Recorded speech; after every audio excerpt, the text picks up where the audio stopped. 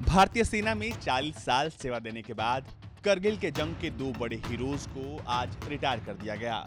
ये दोनों वो थे जब ये चले तो दुश्मनों का दिल कांप गया, पाकिस्तानी सेना तितर बितर हो गई।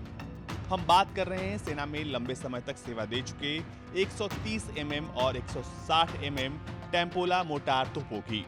ये तोपें सेना में 1981 में शामिल की गई थी और करगिल युद्ध में कई महत्वपूर्ण मिशन को सफलतापूर्वक अंजाम दिया था। रक्षा मंत्रालय ने एक प्रेस रिलीज जारी कर कहा कि सबसे अधिक सेवा देने वाली तोपखाना प्रणालियों में से दो 130 mm स्वचालित M46 प्रक्षेपक तोप और 160 mm टेम्पोला मोटार को महाजन फील्ड फायरिंग रेंज में सेवा से मुक्त किया गया।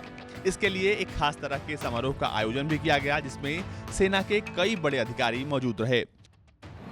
रस्म के तौर पर समारोह के दौरान अंतिम रूप से तोपें दागी गईं और फिर इन्हें अलविदा कह दिया गया।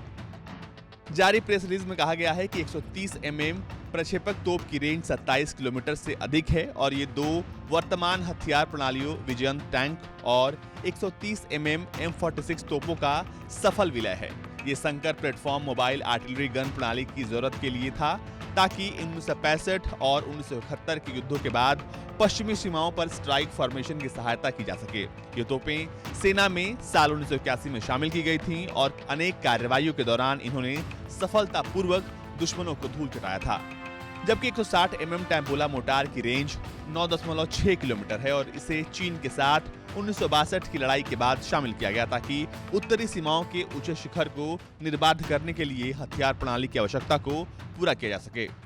मूल रूप से इजराइल के रक्षा बलों से आयातित ये मोटार लीपा घाटी हाजीपीरा कटोरा में नियंत्रण रेखा पर सफलतापूर्वक तैनात की गई थी और इसने नियंत्रण रेखा की पवित्रता बनाए रखने में सालों साल तक महत्वपूर्ण भूमिका अदा की। इस मोटार ने साल 1999 के करगिल युद्ध में भी महत्वपूर्ण भूमिका निभाई थी। आपको बता दें कि यह हथियार प्रणालियां सालों से भारतीय सेना में हैं और इनके सेवा मुक्त होने के बाद नवीनतम टेक्नोलॉजी वाले होवित्जर इनकी जगह लेंगे, जो आसानी से कहीं भी ले जाए जा सकते हैं। साल 1960 से 70 के दशक में भी भारतीय सेना में 130 mm की गन्स लाई गई थी। फिर 80 के दशक में 105 mm की फील्ड गन्स को एंट्री मिली। इन्हें भारत में ही विकसित किया गया था। इन दोनों तरह के गन्स के साथ अपने अपने हिस्सों की परेशानियां थी।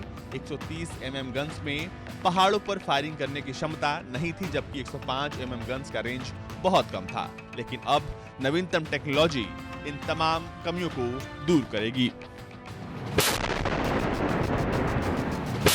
रिपोर्ट भारत तक।